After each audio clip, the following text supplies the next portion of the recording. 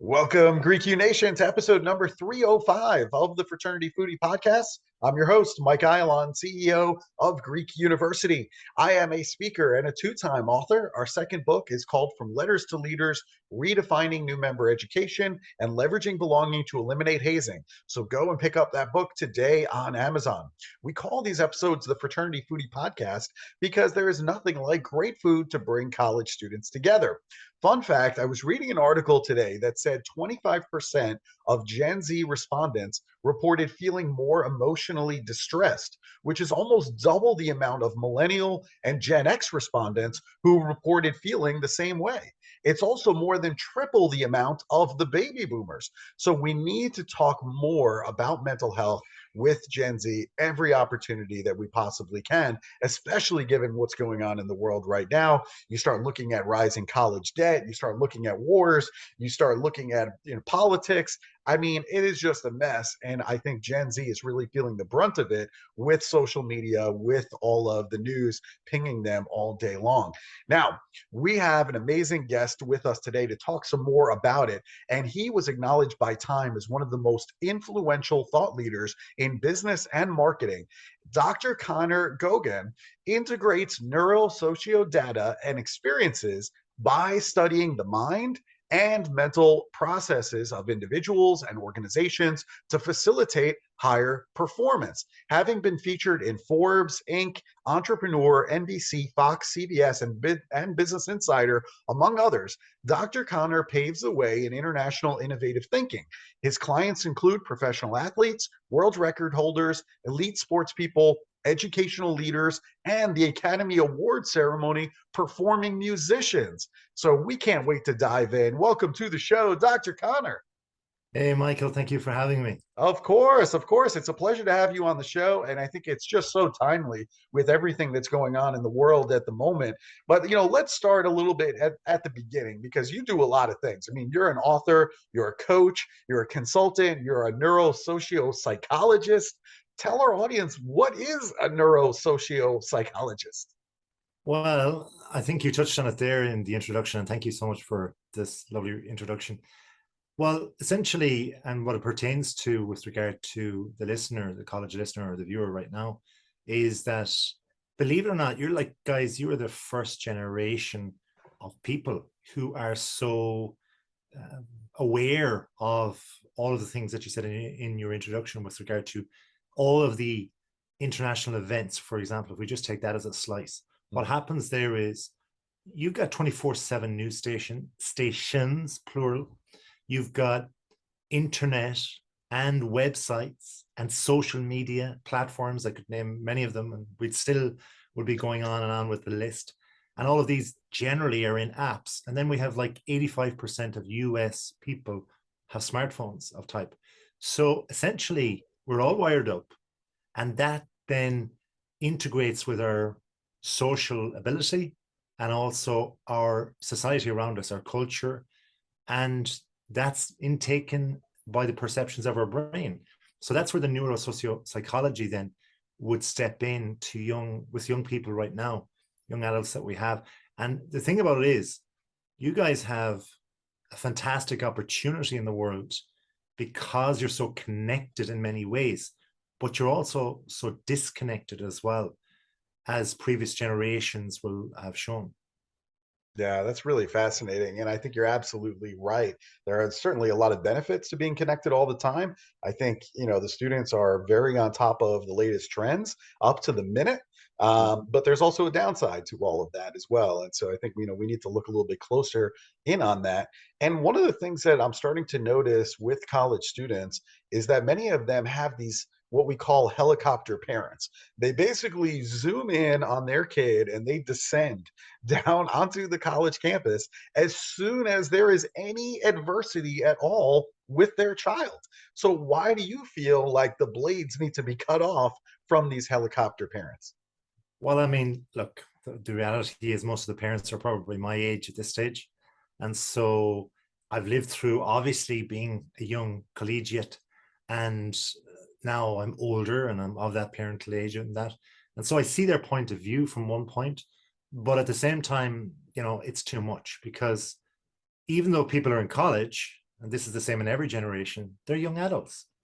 And adults are supposed to do what they should do. I mean, this is what education has prepared young collegiates for. The majority of your life, whether in this generation or in the previous generations, has been perhaps, definitely spent in school or some sort of education, formal education. In fact, nowadays, the present collegiates are more educated perhaps than ever. I mean, for example, here in Ireland, where I am, and my funny little accent, that when I was in school, when I left school about 25 years ago now, I remember reading a bit of research where 26% of people went to college. And now I can tell you that perhaps there's less than 26% of students nowadays, or mid 20-year-old people here, who have not got a master's degree or a postgraduate, for example. So we've got a very hyper formally educated population. But I think the helicopter parenting thing as well is that they can see, obviously, and this is the truth for every generation gone by, is that they're always looking at their child, the young person, and saying, they shouldn't do that. I didn't do that. But there's this kind of misperception, I think, from adults that, and it's true, they don't have, and touching back on the internet, they don't have the technological nor the internet ability or skills or awareness that many of the collegiates have nowadays. So, for example, you said up to the minute kind of news, or up to the minute type of awareness of what's going on online. I think it's up to the split second, to be quite honest, because the beautiful listeners are so aware. They can flick through apps and they can go from one app to the next. And, there's a whole new lingo around how they send messages to each other. I got, you guys will give a picture to somebody via one app. You'll give a text message to somebody else via another app, and so on, and a video through someone else, something else. And so, like, their parents will be like very linear, and it's like, well, send it one way and that's it, So it's the fear of the unknown. It really is the fear of the unknown from the parents' point of view. But I think that the young people need to really stand up on their own 2 feet and look at what they have, but accept what they don't have. And what they have is, they have this huge, up to the split second, international awareness. So long as they choose their educated mind to just go through all the data, because there's so much data. Most of the free stuff on the internet generally is going to be just junk. It's not going to be real. And so the way of twisting people's minds and the perception and stuff is going to be altered via headlines or texts or graphics or whatever else. And within a split second, you can easily be fooled, and somebody has retweeted something, or it has multiplied online, and suddenly it's like all over a college campus or whatever else. So that's what education formally is trying to do for us, is that it's giving us a prime source that's a better source. So we have to be really, really careful of the source. And of course, look, this is the fear of parents right nowadays, that they don't know it. But we have to be aware that young people are educated. They're not stupid. They've come up literally with mobile phones in their hands, and smartphones more so in their hands. And so it's to them what playing baseball was, or softball was, from a very young age, to the parents. Like, if you put an Irishman like me out playing softball or baseball, you guys would all kind of say, hey, you got to wear this helmet. And I'd be saying, well, why would I wear a helmet? The ball's coming at me, I just swing and that's it. But you guys will know why. The dangers, the risks, and so on. They don't know what's going on, the parents now, because we're so internationalized online. That's one big thing. So we really have to trust. I think we have to go through every generation and realize most of your parenting and most of your learning as a young person as well from the parent comes from this first 7 years of our life. That's where our brain is wired and our subconscious is actually clued in. And so anything, the fears, say, for example, of a college student right now, it's coming from the subconscious generally of what happened in those years. Now, that's not to say, obviously, if a young person had an experience from 8 up until 20 or whatever else, that this is not going to rewire them. Of course it is. It's going to change. If it was traumatic or something, it's going to change or alter their opinions and things, for sure.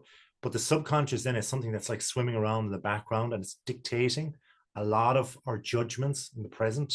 And so a lot of, again, going back to the parenting thing, remember they were once minus 7 years of age as well. They've been young. And so their parenting is a lot of perhaps like their own parents. And more than likely, a lot of their parents were different people, mom and dad. And so therefore, they're probably subconsciously parenting a lot of the times as well. And so they have to realize that that comes from generations ago, where the present problems or issues, or like you said, mental health issues coming from, say, what's going on online, be it online bullying or cyber security issues or just headlines or whatever else, all of that is not applicable to what's going on in young people's lives right now. So we have to be really present, really present, and stop scrolling and say, hey, is this really true? Is this rational? How is it going to affect my life? Is it beneficial? We have to take breaks. We have to take breaks. Our brain loves breaks. Little things like going to the bus stop for 200 yards of a walk, putting the phone in the pocket, looking around, smelling the roses and looking at the trees and the wind and whatever else. That's good for our brain because our senses are rewired. They're regenerated. There's a break there. It allows us to imagine and use other parts of our brain, which is healthy. I really like that. Now, right now, I think a lot of people around the world are questioning the value of a college degree. The job market is good. And so, the colleges are forced to now prove that whatever they're doing in terms of education actually works. Now, you can prove that in terms of, jobs. That's certainly one way to look at it. The other way to look at it is well-being. And, this is kind of what they're measuring. So we talk about well-being for college students and also recent graduates when we measure how successful a college might be. But you feel that well-being is actually a myth. Why do you feel that it's a myth? Well, I mean, let's look at the fundamentals of things, right? So if we have a population, and this is true, very true of Ireland, right? So when I was young, and this is a funny thing, when I was young and I was in school, I remember we were in like a big school, and there was one person who was just around 13, 14, was actually overweight. And they were a big guy, and they weren't very sporting. Now that person has become a professional athlete since. So now we have, say in Ireland, I would say, I don't know what the percentages are, but it's definitely over 30 or 40% of obese adults now, and young adults especially. I know that to be true as well in the US, where there's like 70% of obesity. Now, if we just take obesity as one thing, you could argue it's in the genes, it's this, that, and the other. And for the majority, it's not really, because we're not born like to be really overweight. So it's to do with our culture of either our family or our school or the friends around us or whatever else. And like I said, the mobile phones and the information that's been taken in. At the end of the day, nobody puts my hand to my mouth except me if I'm eating. But being overweight or obese, which is hugely overweight, and then we have, of course, even more people that are in a category of being like even more obese, that's coming along as well. And all of this is symptomatic of essentially the actions of the well-being, shall we say, advertising community of trying to either sell products or services. So again, we've never seen as many gymnasiums around. We've never seen as many ways of paying for membership, like apps, booking classes an hour in advance or a day in advance. If you're in the class right now in the gym and you're feeling great and have a great class, there's good camaraderie and all of that, and you can book it, fantastic. 24 hours in advance, that's incredible. But yet people are still unhappy mentally. They're unhappy emotionally. And of course, symptomatic, like overweight people, young people. And that is proof. Like there's too much obesity. There's too much mental health issues out there. And they're rising. And a lot of them, we don't know where they're coming from, or potentially they don't know where they're coming from because they don't have solutions to them. And so therefore, I think the well-being industry, as great and all as it is, and I don't want to cut it down, but if we look at what's out there, people, young people especially, are fantastic at expressing themselves and saying, look, I'm not happy. I don't know what this is. Call it depression, call it anxiety, but I'm not happy. And so I think we need to listen to them, because these are these guys are going to be the biggest purchasers of these products and services now and in the future. Yeah, you talked about mental health. You talked about taking a walk and smelling the roses because your brain needs a break earlier. And Yeah, I know that this mental health thing, just like you said, this is a major concern for college students at the yeah, moment. So what is your advice? I mean, other than, taking a break and going for a walk, I mean, yeah. how can you optimize your mental performance in as little as 15 minutes a day? Yeah. So basically, what we need to do is feed the senses. Okay. And we are feeding the senses and everything we said with regard to like eating, obviously, even if you're a very fit and lean person, eating is feeding the senses if you eat good food for sure. But we need to feed the senses with stimuli that's really going to move us from A to B in a productive manner. So there's no point, like, I hate the word busy. I'm busy. I'm productive. So, like, what are you going to be as a college student, as a young adult entering the workforce, or going out to become an entrepreneur, trying something, or traveling, even, or getting into a relationship? Where do you want it to be? Do you want it to be productive? Do you want to get from A to B, or do you just want to like waste all your time because it goes very fast, Michael, as you well know? Mm. So we need to feed our senses. So little things, and again, it's how you put them together. But if you visualize where you'd like to be in the future, you can get there. And it's been proven scientifically that that works as well. And so also how you feed your mind with regard to the words you hear. So for example, if you're listening to a famous musician right now, just because they're in the charts, it doesn't mean to say that this is feeding your mind properly. Like, we all love music and a catchy tune for sure. And it's very cultural as well for young people. And it won't go away, that's for sure. In 20 years' time, it will feed your subconscious when you're 40 years of age. So if you're in hard times, it's the words of that music that's in your brain that's going to reverberate back to you. So you have to be very, very careful to check out the lyrics of these people that we're following. For example, we have a lot of love songs we all tend to like as human beings, and that's true of every generation. So we have to be really kind of conscious of, well, have I actually gone through that situation that they're singing about, or is it just like imaginary? And I know it's coming from the great writers or whatever else, but is that going to serve you? Is it going to get you from A to B? Is it going to make you productive? Because what you listen to now is what's going to be there in the future. So how we feed our senses with regard to what we see, how we visualize, even by closing our eyes and just shutting off our minds and everything that's coming in, and just using that with regard to the sounds we hear, and also touch. Like, as I said before, like you touched on there, going down the road, just looking at the trees, things like that. But if you can kind of get into a quiet room, have nice kind feelings of having nice kind of um, materials around you, for example, be very careful of what you put on your study desk, for example, or what you put on your chair, the feelings of comfort if you need it. Okay, like whatever type of quilt you have on your bed or whatever else, or covers. So all of these things, what we touch, what we feel, what we hear, what we say, will eventually be what we say, and what we think and what we say to ourselves is really important. And that rewires ourselves. So remember as well, we're organic beings, especially as young people. We have a few more years before we really solidify as an adult with regard to how our cells kind of slow down. So we have a few years yet. That's a beautiful thing about coming out of college.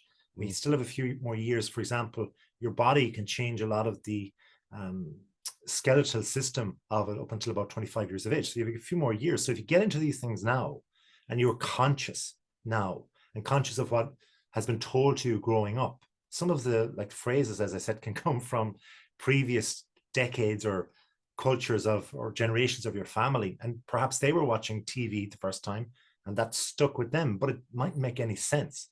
So you have to be very careful of what we're intaking in all our senses, I think. hmm Well, speaking about intake, I think social media has really consumed Gen Z. Some of the latest articles that I was reading, they said that Gen Z is consuming 6 hours worth of social media a day. I mean, that just kind of blew my mind. I had to stop and go, wow, like that is Yeah. a lot. So you've said that digital addiction is actually the death of commitment. Mm. What did you mean by that? So essentially, if we consider if we go to the back end of your statement there, the digital addiction, the death of all commitment, essentially, we as human beings, we must remember this, and it's kind of just answering previous questions as well, is that the technology that's out there is phenomenal at the moment, and it will not regress. It will only get better. It'll only get faster. It'll only get more efficient from a technological point of view.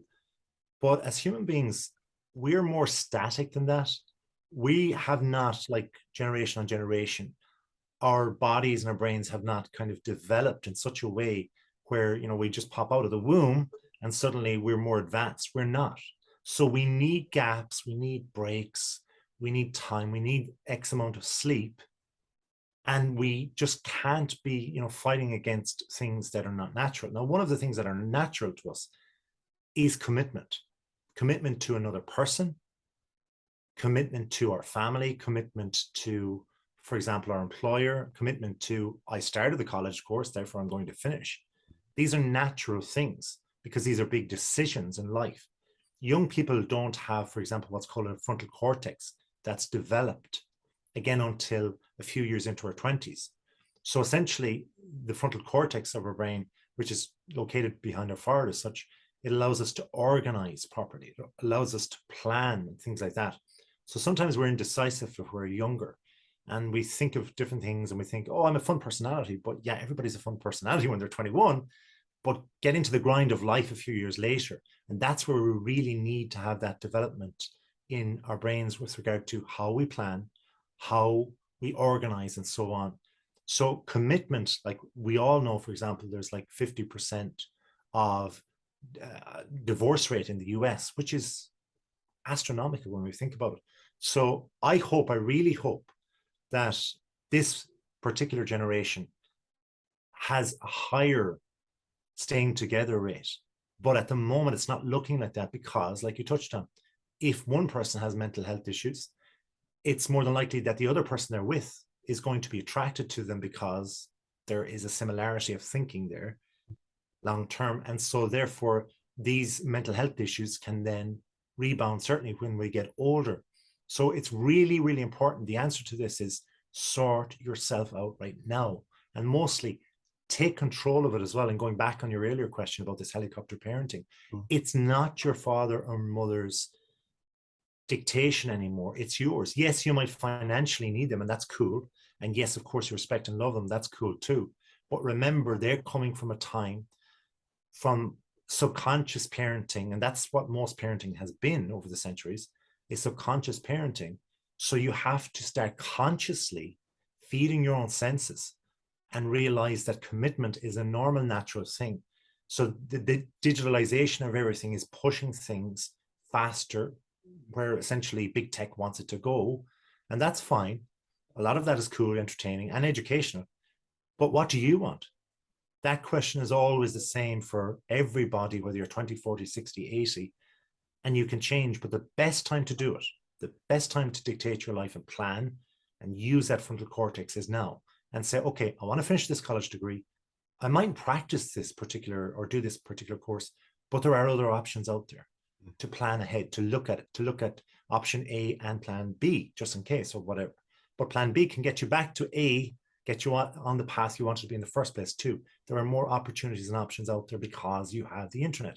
So what I'm saying here is like to funnel what you know, and that's going back to your earlier statement about, you know, is a college degree worth it? I think it still is, if you allow it to present you and to understand that what colleges are doing, they're giving you sources of good information, and it should graduate your thinking.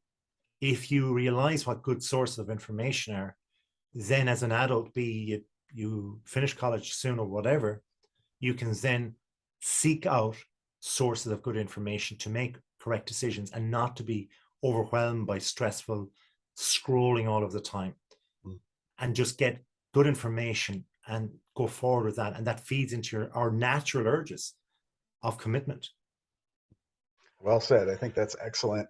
One of the other things I wanted to talk to you about is just workplace engagement. Right now, it just doesn't seem like a lot of employees are really engaged at work if you look at some of the numbers. So, for all of the soon to be college graduates, all of the people who just graduated college recently who are listening right now, how can you change your perceptions in order to be better at your job? Yeah, so I mean, like you said before, 6 hours a day, that's huge. That's 6 hours. So if we do 8 hours a day, most bosses want 8 hours a day, at least. right. Then you've got six on top of that. So that's like 14 hours a day, 24 minus 14. We're left with 10 hours a day. Yeah. What do you do in 10 hours? You probably go to the gym, you probably meet your friends, like in a normal way, as in traditional way, shall I say. Mhm. More so, you have coffee, you have a drink, whatever else you do, you might meet your family. It's not leaving much time for you to stop and think and go, well, how was I productive today? Okay. So essentially, the way I look at that is your boss and where you're going into the workplace. And no matter what you do, even if you want to go entrepreneurial route, and I salute that for sure, but you're going to have somebody senior to you, be it even the banker that's giving you money or investor or whatever else. Mhm. So we have to leave down the phones, certainly during the time and period of working, most especially in the morning time, so we can get a good run at the day. We can kind of eat the big, I don't know, elephant or whatever way you want to call it first, do the big job, the part of the work, the big task, the big chore early on in the morning, feel that good productivity. And then from there, things get easier. Also, our actual physiology demands that generally in the morning time, if we get up and do the work first, we're brighter. Our brains are more tuned. Our perceptions, like you mentioned as well, are more tuned to again the learning we have from our way of thinking that college should ideally allow us to think, which is to get the source of information from the right place. And so, like I would look at it this way. Yes, like you said, there's a lot of, for example, mental health issues or complaints of mental health issues. So, like you said, you're going out now in the workforce and there's others coming around with you, maybe in the same 3 or 4 year bracket, age bracket. That means in the workplace, the staff are generally going to be younger, and maybe this particular company wants a younger staff for whatever reason. You have to differentiate yourself from them by just committing to leaving, say, for example, the phone down or stop looking at the social media during your 10-minute break or something like that. By just doing that, you're giving yourself the ability to not only fulfill your role and do it well, but also to be seen as a leader among the bunch. And that's what's a big problem now as well, is that we don't seem to have people stepping up to do like what a lot of great leaders have done in the past. And so the reality is the world will need, your company will need leaders coming from the batch of graduates that are coming out now. So if you do these things, not only would it help you individually in your love life and your commitment to other people, in, if you're playing any ball sport or team sport, or if you're doing any extracurricular activities, but it'll also, you'll be seen by that senior person to have a little bit more nous, a little bit more ability to have soft skills with people, a little bit more awareness, and they'll just go, yeah, I like that person. And so therefore you'll get more opportunities in the future. It's all about getting balance with regard to how we live our lives. Earlier, you talked about the value of a college education. You Yeah. talked about the fact that we get access to good data, good research, good Mm. information. And that's really kind of the benefit. And I agree with all of that. I'm in a doctorate program, and you got to, have citations. You have to have research Yeah. that you're actually basing your argument around. Otherwise, you're not going to get your doctorate. It's very simple. And Yeah. the other value that I see of college education is the network, is the Mm. people that you're going to meet Yeah. on a college campus that are going to, if you team up, then you can do extraordinary things together where otherwise you might not have run into a person like that. So I talk about the value of networking often to college students. Why do you feel that relationships are actually the most important thing in your work future? Absolutely. And I couldn't agree more with what you're saying there. I mean, even like, despite what we said there about, what goes on academically in colleges and that, Mhm. right now in college, even if you're doing, this is your last year and you haven't really socialized the traditional way, as in going for coffee, going for a drink, going watching a ball game, whatever else, do it. do it and network and have fun and meet people, and push yourself out of the boundaries of meeting just the people that you've hung around with for 2 years or 3 years, or been housemates or frat, boys or girls or whatever else with. Go to that person who looks a bit unusual for you or strange, or you've heard stories about them. Go and find your own level of vindication. Test your thinking now with regard to, like you said, having this academic citation learning, because that's what science is built on. What you will produce, Michael, of course, this brilliant doctorate of work is going to be a notch further on the scientific level than the previous people that you've read about that have produced something similar.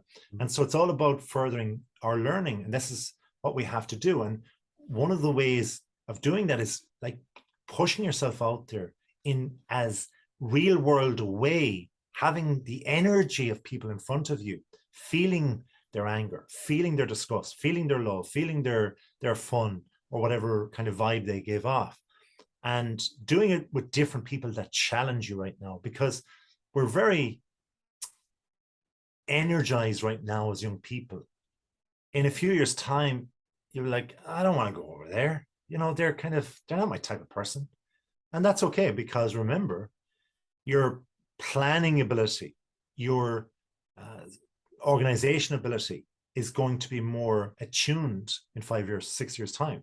So now is the time to go out there and test yourself and say, okay, I don't agree with that person, but it's okay, I can be around them. And so what that does is it gives us an education. It's like when we travel, we're forced to physically get on a plane, forced to go somewhere physically. We're in the energy of new people, maybe a new culture or language or whatever else. And so everything is different, but we have to adapt. And as Darwin said, one of the great things and a sign of a fantastic person is to be able to adapt. And if you can do that now as a young person, you're building a huge library of information with regard to how to relate to the correct person in the future, be it your favorite boss or your perfect job opportunity that comes up, or the person you want to invest with you, or indeed a partner in life, be it through marriage or a relationship commitment or something else. So diversity is huge. It's similar to traveling, like I said, and being adventurous and seeing all the different things. But the best ways of finding that out is being there, being real, rather than just scrolling and just like, oh, well, I'll check out an Italian website or something. That's not going to, that's not real worldy. And so if you can kind of sit with people that are different to you and find your peace and be aware of that, it's definitely going to aid you. And then what it does is it embodies empathy, and it allows you to see things from another person's point of view, because people will get very irate and they'll get very angry and get very, locked in, especially as they get older. And you'll be able to relate to those people. And that's where leadership comes from. Because once you see where this kind of the ball starts rolling for them, say in their early 20s, and why they believe a certain thing, well, then you can kind of perhaps argue or discuss with them peacefully. But certainly in a few years' time, it's going to be more difficult. And if you have mental health issues and you're not kind of able to empathize with others and see outside your span or your field, well, then it's going to be difficult to be able to lead people or to get ahead or be noticed, like I said, by the employer, or be attractive or considered attractive by others when you want to attract a mate. Yeah, great points. The other thing that I think about too, whether it be in Ireland or in the United States, I mean, we have rising interest rates, and that, is everybody's kind of predicting that there's going to be an upcoming recession here because of those rising interest rates. And students are just very concerned about how that's going to impact the workforce when they try to enter after finishing college.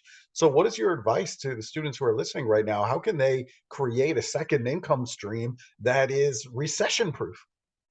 Well, I think it starts with, well, two things. One is right now, if you're in college, and thankfully you have good parents and come from a good family, and that's planned for perhaps by your parents, because they know the value of money and they know what a college education does. They've been there, done that. And so cool. So think about it this way. You have a few more months. It's now early enough in the academic year.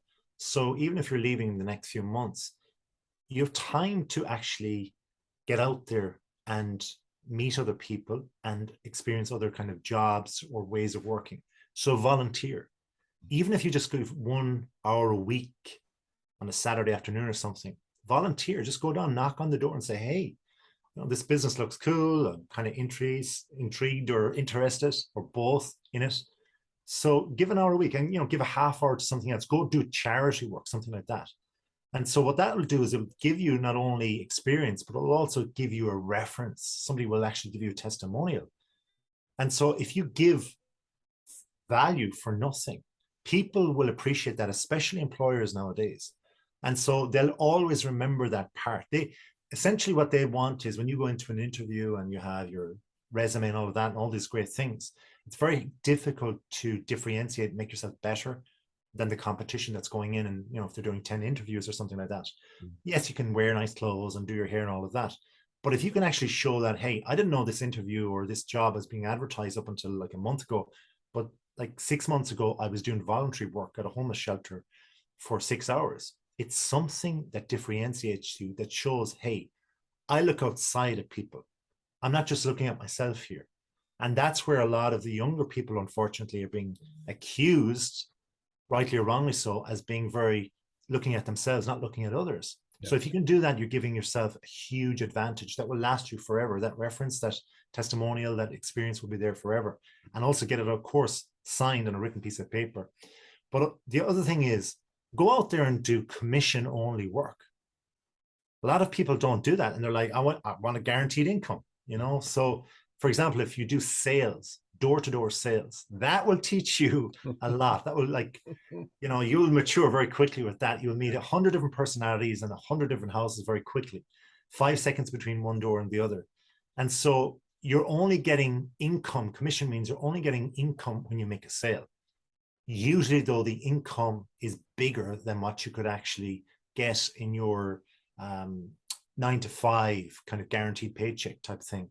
So by challenging yourself to actually forcibly challenging yourself to interact with another person, seeing it from their point of view, knowing your product inside out, seeing it from their point of view, going to like knocking on 100 doors or whatever else, you're pushing yourself out there socially. It's maturing your character. And so again, if you can go and do 5 hours of that, even make one sale, again, a resume, you go in and you can say that no matter what it is, no matter what industry you're in, at the end of the day, it's about sales. Because as you said there, if the whole thing, like the economy changes, it means the whole thing is tighter. Every industry is tighter on competition. Mm-hmm. So the person who can have the skills with other people and convince them to buy and purchase your product or service, or a product or service, is invaluable. It's absolutely invaluable to an association or workplace or whatever else. And it's not, they're saying, well, they're not just about money. It's actually about winning the argument or winning the discussion. And so that shows that they're intrigued and interested in people. Yeah, I like that a lot. I did sell books door to door as a college student out in California. That was the toughest job I have ever been through. But I tell you what, it'll build your resiliency. It'll build your communication skills. And, you just, out of 100 homes, I never knew which 2 were going to buy the books that I was selling. So it's just kind of a map, and you just have to hit 100 doors. 2 of them are going to buy it. And when they do, you're going to make more money than you know what to do with. But yeah, it was challenging, and, it really boosted my resiliency. So I really like that idea. I think that, facing that kind of rejection, but knowing that 2 people somewhere are going to buy it, you just don't know where they live. And it is rejection. It's huge rejection. But the thing is, you go from door 1 to door 2. Yeah. You just push yourself to door 2 is right there. They're probably right looking out the window at you and they're going, well, who's that guy? So you got to go. It's like, losing a game. Yeah. Rather than going home and waiting for the game the next week. You have too much time to think and analyze, and you overanalyze, you overthink, and you become pessimistic towards the next game. So just get into the game again, knock on the next door. Yeah, I like that a lot. Now, you talked about obesity. I know that's certainly a problem now in Ireland, in the United States, all over the place. Everybody wants to stay in shape. Everyone wants to lose some weight. Do you have any mental tricks that will help people lose weight? Absolutely. Simply touched on visualization. Mm-hmm. Get in front of that mirror, check, use the technology for good, right? First off, get your picture. It can be done very simple, right? Get your face picture and get your ideal, not an Instagram image of, six pack and ripped and all this, but if you're like very overweight, 2-3 stone or whatever pounds, 100 pounds even, just get down to the next notch. Visualize yourself to the next notch. Visualizations need to be realistic. Then print out like a figure. You can get them on the internet, just a basic guy or girl or whatever with normal clothes on or whatever clothes you'd like to wear. Print that out, pop it on with the head or Photoshop it or whatever, print it out, put it on your mirror and look at that picture and look at yourself in the mirror. Look at yourself in the eye and start affirming to yourself, I will be 10 pounds lighter by, I don't know, Christmas. Be realistic. Find out what medically your BMI, your basic metabolic index you are for your height, your weight, and then realistically visualize that and see it. See it by looking at what your shape will be. If you're 6 foot tall, obviously get a picture of a bigger frame person. Accept the fact that you have broad shoulders if you're tall and big, or even if you're a lady, it's the same way. We have to accept our musculoskeletal kind of upbringing and our genetics in that regard. But we have to start looking at ourselves in the mirror and looking at that image beside us. And then the beauty about the phone is, second thing I would do with that is take that phone and put it on as your screensaver on your phone or in the background of your phone or your PC, your laptop or whatever else. And even if you're just checking out or doing college work, it's there in the background. It's subliminally going into your subconscious. And you will then be motivated by when you look in the mirror again, even if you don't have pictures, you're going to look at yourself and go, okay, well, realistically, my tummy is a little bit here and all that. My shoulders are the way they are. My chest is the way it is. But, most fat goes on the tummy, the bum, and the hips and so on. So those areas, and realistically looking at a healthy, dignified way of looking at it rather than kind of this, six pack and everybody needs this. Get to one stage first, be realistic, look at the personal training that's out there, but you can train your brain to see what you will be for sure. Okay, so that's a good tip right there. Now, my weakness, of course, is good food, just like every other American.